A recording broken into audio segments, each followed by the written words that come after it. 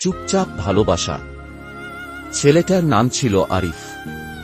সে খুব চুপচাপ থাকত, কথা কম বলতো, কিন্তু অনুভব করত অনেক।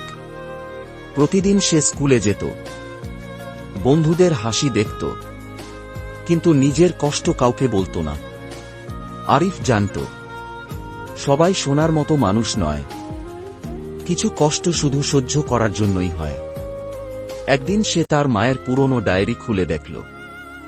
ভিতরে লেখা ছিল, যদি আমার ছেলে কোনোদিন কষ্ট পায়, সে যেন মনে রাখে এই পৃথিবীতে অন্তত একজন মানুষ আছে যে নিঃশব্দে তার জন্য দোয়া করে যায়। আরিফের চোখ ভিজে গেল। সে বুঝল, ভালোবাসা সব সময় শব্দে হয় না, কিছু ভালোবাসা নীরবতাতেই সবচেয়ে গভীর।